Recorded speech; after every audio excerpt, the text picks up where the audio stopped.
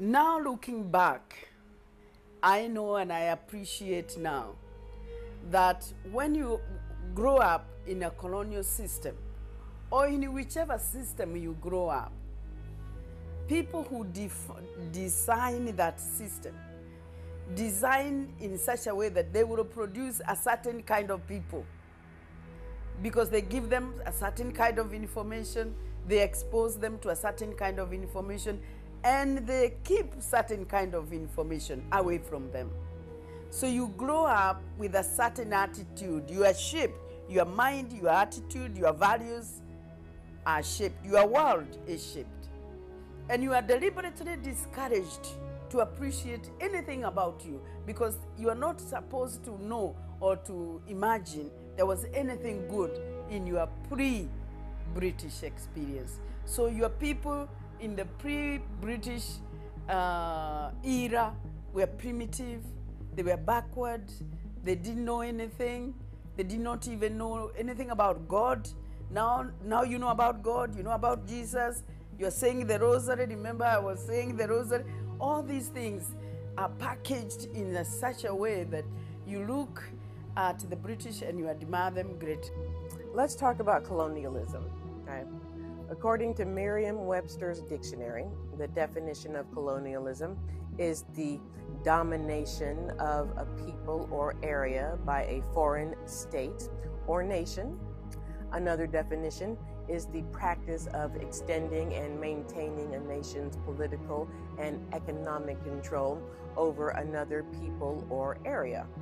Colonial logic asserted at the time that a place did not exist unless white Europeans had seen it and testified to its existence. Of course, the example that we know best is the United States, right? The original 13 colonies of Britain invaded a country that already had an indigenous population living here, right? People talk about colonialism in the United States, and they forget to talk about the violence that was committed against the Native American people that were already living here. They forget to talk about the near genocide that was committed so that white people could steal the land that we live on today. Instead, they teach the children about manifest destiny, how God ordained the white man to go west. Yeah, but I digress. Let's move on. Did you know that there are various types of colonialism? Let's talk about two. The first one being exploitation colonialism.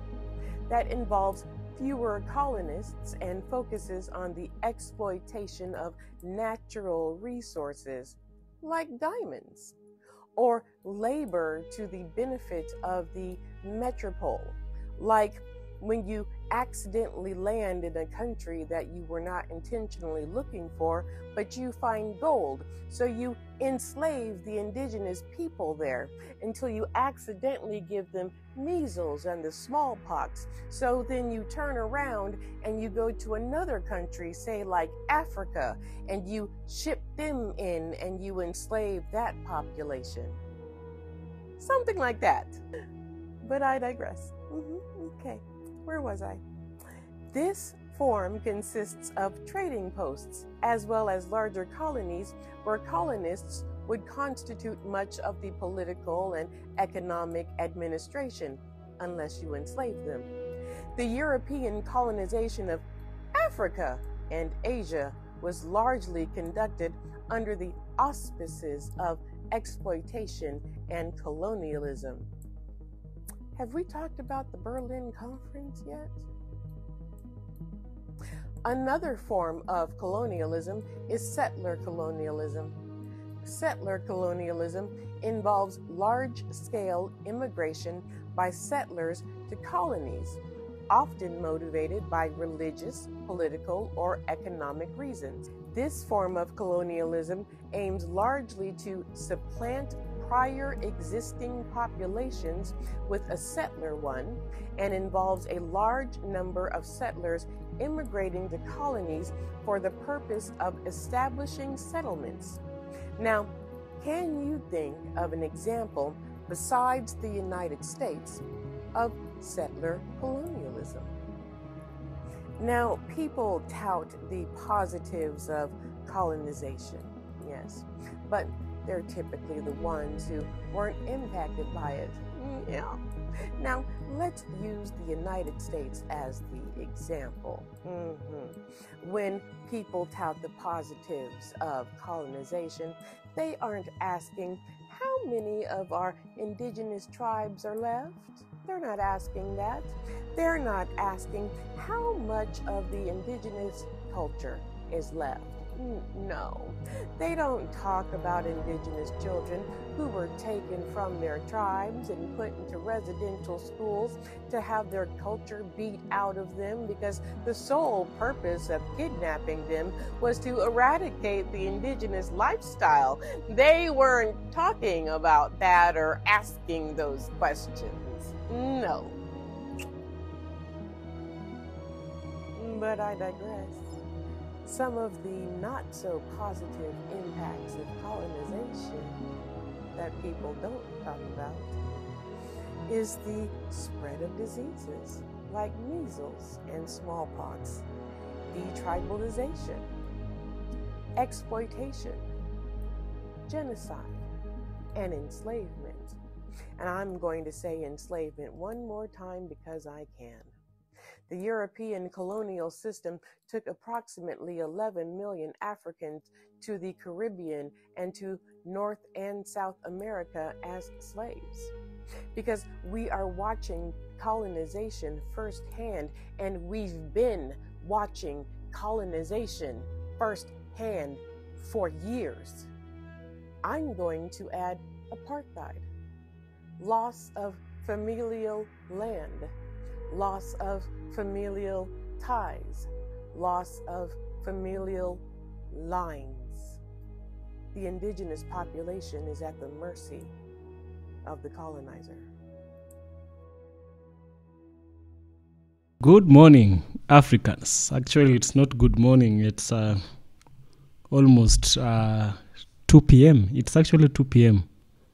Now it's good afternoon, Africans. I want to take you to my village, my African village. I am a Nilot, I am a Luo. In the Nilots, we have 3 language categories. We have the plain Nilot, we have the River Lake Nilots, and then we have the Highland Nilots. 3, the president of Kenya is actually a Nilot, but he's from the Highland Nilot category. There is a certain guy who was a prophet. He was actually from Highland Nilots, people who have settled along the Kenyan highlands, which are very fertile, by the way. You know, the best tea in the world is produced here in Kenya, the best tea. And those tea is grown here in the Kenyan highlands. Arap Samoei, this person, he gave out a prophecy that he saw a very big snake, and this snake was so huge, and it was passing through their land, and it was eating people while it was passing. And he said that this snake was made of iron. That is what he told his people. He went and discussed the issue with the chief. Back then we didn't have kings. It was the paramount chief in the Nilot, in the Highland Nilots subgroup. They had people who were called chiefs or paramount chief, something like that. So he told the paramount chief, I saw a snake in my dream, and this snake is made of metal, and this snake was eating our people. The chief saw that this was going to be a threat to his community, and he saw that this threat would remove him out of power for some reason known to him. I don't know. And so he didn't portray the news as he got it. Koitalel went ahead and told the other community, the other people apart from the chief, what his dream was, but they all refused. Later on, after his death, the people of Europe came to Africa. The Europeans came to Africa, and they came in the name of missionaries. Later on, these missionaries called people who are called they called other people who are calling themselves colonizers. They came in the name of missionary, but now some were colonizers. I'm not saying missionaries were colonizers, no. But the colonizers came and they blended with the missionaries. And so they pretended to bring goodness to Africa, but they didn't. Now, Koitalel had dreamt of this big lion, snake made of metal. This snake was going to be the Kenya-Uganda railway. The British were building a railway from Uganda to Kenya, or rather from Mombasa all the way to Kampala, Uganda. This railway was to ensure that the looting that they were going to have were being transported all the way from Uganda, the interiors of Kenya, up to the Indian Ocean coast of Mombasa, where they would load them into ships and take them back to Europe. And that was the primary function of the Kenya-Ugandan railway. It was not to build Africa, but to underdevelop Africa. This is what they did. Later on, before the missionaries came, by the way, we had what we called the Berlin Conference. The Berlin Conference is the highest form of audacity a human being can ever have. How can you think of going to someone's house and dividing his property to yourselves? How dare you? That is the audacity the white imperialists had on Africa. They thought Africa was now theirs because they thought they were superior than us. And so they came, brought the Berlin Conference somewhere in the 1800s, 1880s, somewhere around that time. And the person who was leading this Berlin Conference, his name was Otto von Bismarck. And ever since the Berlin Conference was created, the East African coast, the West African coast, the North African and the South African, and the central parts of Kenya, the whole Africa has never been the same. Africa is now divided into 55 countries. The person who caused the division in Africa is living peacefully with no divisions in their country, with no visa policies in their country. And now he's brought the problem here because as long as Africans are suffering with the effects of slavery, slavery of course, colonialism and the border policy, they are enjoying the free movement of goods and humans.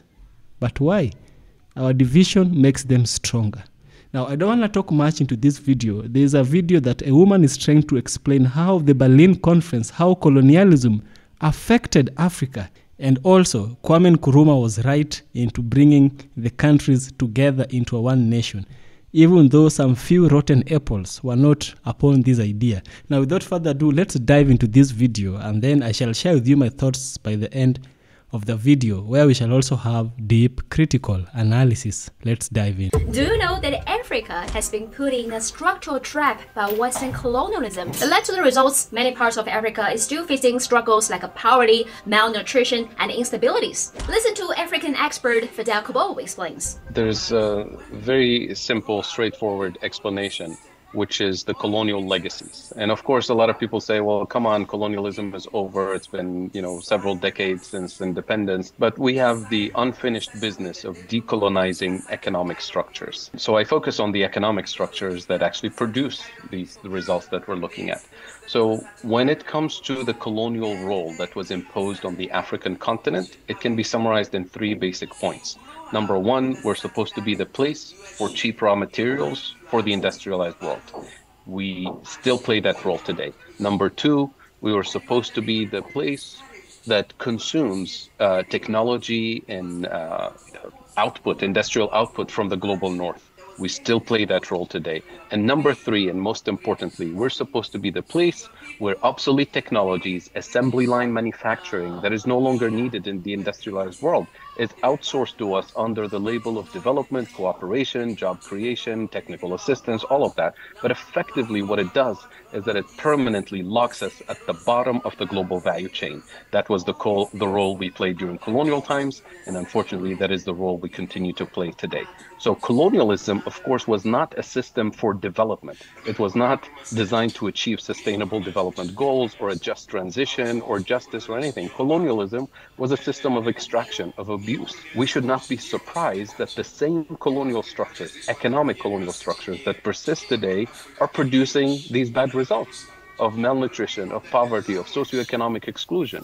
So that's why, in the context of the just transition and the context of decarbonization, we always say we cannot decarbonize a system that hasn't been structurally and economically decolonized yet. And when it comes to kind of the visible manifestation of these problems, the issue of external debt, that is debt denominated in foreign currencies, in dollars and in euros. It is a serious problem because it takes a huge amount of fiscal policy space that doesn't allow our governments to invest in the building blocks of development and prosperity, such as basic health and education and infrastructure, because we have to prioritize paying the external debt. But external debt is actually a symptom of deeper structural issues that have colonial roots. Number one, food deficits. Number two, energy deficits. And number three, manufacturing deficits. And I can explain each very briefly so we can understand why these are fundamental.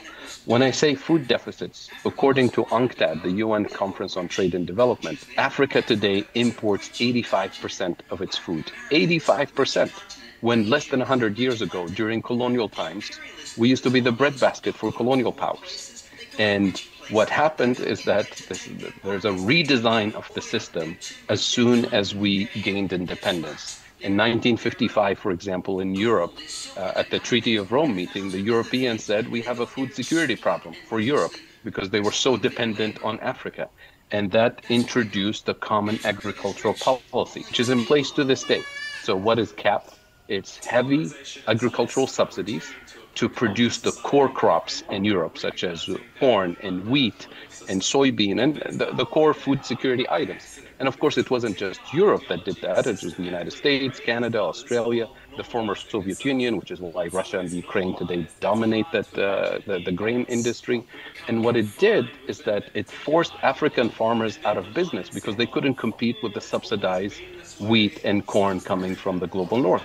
So we had to redesign our agriculture to specialize in cash crops for exports. Coffee, tea, tobacco, bananas, all the complementary items. So today we live in a world where we consume what we don't produce and we produce what we don't consume. And that's why we have real food insecurity on the African continent and the rest of the global south, obviously. So that's the food deficiency. Number two, energy deficiency. When I say energy deficits in Africa, I include our biggest oil exporter on the continent. Nigeria today imports 100% of its gasoline, not by accident, by design. Angola, our second largest oil exporter, imports 80% of its fuel from international markets. So we're constantly denied the technology processing, technology for drilling, the technology for refining. So we export crude oil, we import refined petrochemicals. You export the cheap stuff, you import the more expensive stuff. So you're always in a deficit situation. And finally, the manufacturing deficit, the fact that the only type of manufacturing base that we were allowed to have is the kind where we have to import the machines, we have to import the fuel to power the factories, we have to import the intermediate components to be assembled with low-cost labor, and we even import the packaging. So we end up with the value-added content of what we export is low value added, what we import is high value added. So you can double, triple, quadruple your exports, you're always locked at the bottom of the value chain. And here's how it's manifests then. You have these structural deficits, the most fundamental areas. As you know, no country can function without food, without fuel, without manufacturing. So we have structural trade deficits. And what structural trade deficits do is that they weaken our currencies relative to the dollar, relative to the euro. And with the weaker currency, anything I need to import the next morning, whether it's food or fuel or medicine, you import it at a higher price. So we literally import inflation in the most sensitive areas of the economy, therefore hurting the most vulnerable people in society. And that immediately forces our governments into a defensive position to protect the most vulnerable. So what do? We subsidize food, we subsidize fuel, which makes sense to protect the most vulnerable, but you can't do that for 8 decades. And we ask our central banks to stabilize the exchange rate, to fight inflation. And the way they do it is by using a band-aid solution, which is borrowing more dollars. And that gets the external debt into a vicious cycle that is unsustainable, which means now the government is completely obsessed with prioritizing economic activity that will allow us to earn dollars as quickly as possible so that we service the debt. And we deprioritize economic activity that is actually transformational, that is actually the foundation of development and prosperity. And that is the essence of why we neglect so many of the priorities, and that's why a lot of the fiscal policy space that our governments have is dedicated to servicing the debt, which is by design the colonial architecture that was imposed on us. So that's why we say we can't really achieve the sustainable development goals or a just transition or any of the goals that we want to achieve under a system, an economic system that's still structurally colonized, when we have economies that are technically steered from abroad. Subscribe for more analysis on world news. The word tribe is a political statement. It was actually deliberately introduced to give a connotation of primitive people, backward people, uncivilized people, disorganized people, people unable to govern themselves, to more or less justify colonization. When it becomes suggested to you long enough, you begin to interpret yourself the same way the power that wanted to colonize you wanted you to think, so that you could accept his process of colonization. Have you ever wondered how Africa came to be divided up and colonized by a bunch of European countries? If you've never heard of the Berlin Conference of 1884, you're about to get a window into the very definition of audacity. Leaders from 13 European countries, plus the US and Ottoman Empire, decided to hold a conference in Berlin in 1884 to decide what countries got to rule various regions of the African continent. Belgium's King Leopold decided that Africa was the next big territory that needed to be exploited for its natural resources and land. Germany's Chancellor Otto von Bismarck decided that rather than go to war over it, it would be much more civil to call a meeting with 15 countries to divide the continent up, like gentlemen, if you will. No African leaders were invited to participate. The scramble for Africa marked a 20-year period of pillaging, exploiting, dividing, and conquering nearly every part of the African continent to establish territories for material gain and power for 7 European nations. The audacity. By 1975, more than 40 African countries had finally gained their independence through war, diplomacy, and protest. But the effects of that decades-long siege had a devastating impact on the continent that is still being felt. One of the main tools of colonial manipulation is using vague, catch-all words that sound progressive while doing the complete opposite. Settler colonies like the United States, Canada, Australia, Israel, and New Zealand love using words like diversity, sustainability, emissions reductions, democracy, disinformation. Vague terms with many meanings provide fertile ground for colonial myths. They're easily manipulated to mean anything, and this new definition is presented as the universal truth, erasing everyone else's truth. Take diversity, for example. A diversity of thought is a beautiful thing, but it's been reduced to mean a diversity of appearances and identities. This can create an illusion of diversity without reflecting the needs of the most oppressed, like victims of poverty or war. In fact, the most oppressive powers tend to beat their own drums the loudest. To resist their vague washing tactics, we must make concrete and measurable demands led by those whose needs are the most urgent. Now, after watching these videos, we can clearly tell that colonialism is the worst thing that has ever happened to the black community. And also from watching this video, we can clearly say that colonialism has different types. And we have different approaches in way this colonialism started. Some of them was accidental, some of them was intentional. Now, the underdevelopment of Africa and the black communities due to colonialism is not rocket science, it's not a brainy. The colonialism in Africa brought about the underdevelopment we are experiencing today. Africa is the richest continent in the world, but Africa is the poorest continent having the poorest people in the world. That is Africa, in as much as it sounds hard to listen to, this is the truth that does exist. Now, colonialism is a system where one country exerts control over another, and this colonialism has left a profound and lasting impact on Africa and black communities worldwide. The legacy of colonialism is evident in the economic, social, and political underdevelopment that continues to affect these black countries or the regions that were colonized by the Europeans. I'm not saying that Africa is the only continent which has been colonized. Now, the first impact was economic exploitation. One of the most significant ways colonialism underdeveloped Africa was through economic exploitation.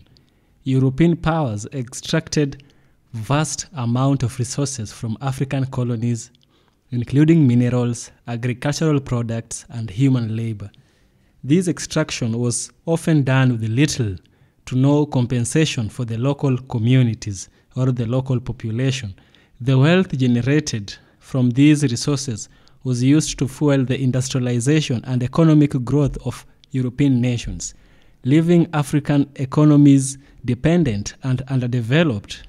Colonial powers also imposed cash crop economies on African countries, which disrupted traditional agricultural practices and made local economies vulnerable to global market fluctuations. This focus on cash crop like cocoa, coffee, and cotton meant that African countries were not developing diverse and resilient economies. Remember, by the beginning of the video, I told you about the Kenyan highlands and how someone warned these people that he saw a big metallic snake. They never listened. What followed next was the cash crop economy, which saw the fall of the local agricultural practices. Now, the second way in which colonization underdeveloped Africa was through social disruptions. Colonialism also caused significant social disruptions. Traditional social structures and institutions were dismantled or altered to fit colonial interest. For example, the introduction of European education system and religion often undermined indigenous culture and practices. This cultural imperialism led to a loss of identity and social cohesion among African communities. Africans were told, your culture is evil. Your ancestors are demons. This is what you need to do. Accept us as white people and we shall deliver you from these demons. I'm not saying in any way whatsoever that all white people who came to Africa were colonizers, but the colonizers were hiding in within the people who came as missionaries to spread Christianity. Christianity in itself is a very good religion. It advocates for peace. Actually, the greatest commandment in the Bible is the second after the greatest is the greatest is love your God as you love thyself. And then the second one is love your neighbor as you love thyself. Those are the two greatest commandments. It's love. So these people were hiding behind the Bible and they were telling us how wicked we were as Africans with our practices. But they were the ones who were the wicked ones, if you didn't know. Moreover, the arbitrary borders drawn by colonial powers grouped together diverse ethnic groups, leading to internal conflicts that persist to this day. These divisions have hindered national unity and development efforts, that is. Last, or the third one, which is not the last, I have so many of them, is political instability. The instability we are experiencing today in Mali, Burkina Faso, and Niger, those West African countries. Nigeria is corrupt because it accepted British deal. The people of Nigeria are suffering because of wicked puppets that were planted by the Europeans. And I think Africans should work towards decolonizing the mindset. Reprogramming the mind is a method of decolonization. Colonization took a process, and decolonization will also take a process whereby it will want Africans to adjust, Africans to reprogram their mind, just as the Bishop Joshua Mapolong said. Now, after gaining independence, many African nations have faced challenges in building stable and effective governments. The political system established by political powers were designed to maintain control and extract resources than promote good governance and development. Take a look at what happened to Niger. Niger had the biggest scale of uranium in Africa, but the French people were the ones who were benefiting from the natural resources in Niger.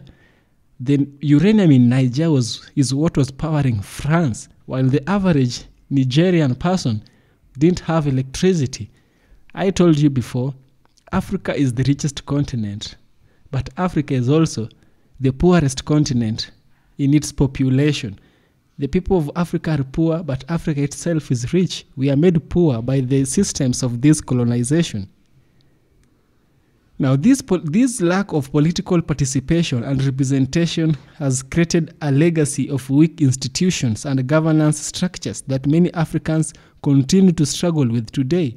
After gaining independence, many African countries have faced challenges in building stable and effective governments. The lack of experience in self-governance within the artificial borders and ethnic divisions created by colonialism often led to political instability and conflict. Now, impact on the black community in general, that was Africa. But how has colonization affected the black person? The effect of colonialism were not confined only to Africa. The transatlantic slave trade is a direct result of colonial exploitation, and which this transatlantic slave trade forcibly removed millions of Africans from their homeland and subjected them to brutal conditions in the Americas and Europe. This created a diaspora of black communities that faced systemic racism, discrimination, and economic marginalization. In the Americas, the legacy of slavery and colonialism has manifested in persistent racial inequalities.